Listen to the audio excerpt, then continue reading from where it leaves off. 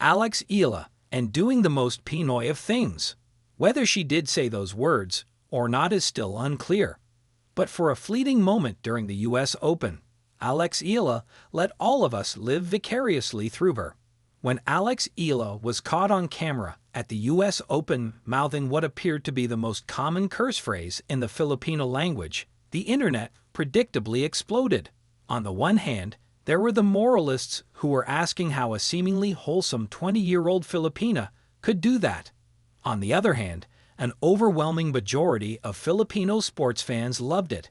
To be very clear, though, Eala has not confirmed exactly she said, nor has anyone conclusively lip-read it. One theory making the rounds on social media was that she actually uttered "muntikan na." Personally, I'm not buying this. At this point, it may not matter anymore, judging from the volume of memes that sprouted almost overnight. Pinoys appear to have made up their minds. They are convinced it's what she said, and you can't take away this moment from them. In the heat of battle, with emotions running high, show me a Filipino who hasn't shouted a heartfelt PI. There was something so pure, so Pinoy, about the gesture, that it endeared Alex even more to her Filipino fans. The truth is, we love seeing Filipino athletes being, well, Filipino while excelling on the global stage. It makes us easier to identify with them, to embrace them as one of our own. It's why Efren Reyes and Manny Pacquiao are two of the most popular Filipino sportspersons of all time. Aside from their otherworldly talents, they have displayed other traits that are distinctly Filipinambar. This goes beyond the fact that both Reyes and Pacquiao are longtime practitioners of Carabao English.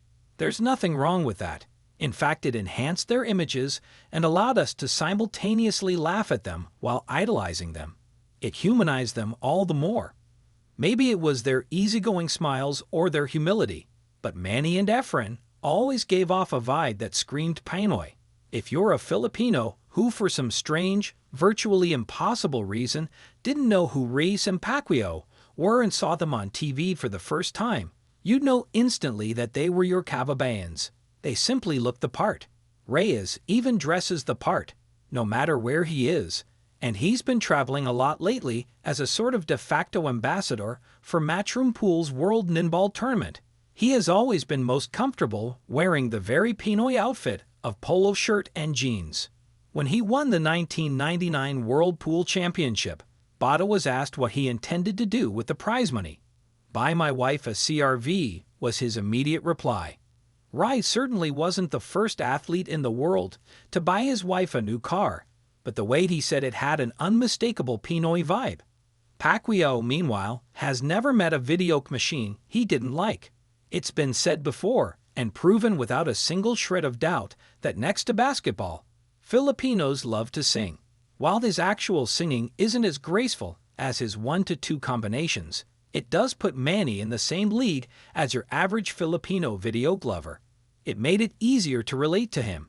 Yes, Pacman and his family now live the life of millionaires, and his carefully manicured social media posts paint an image of affluence, but it is precisely his rags-to-riches story that has always resonated with fans.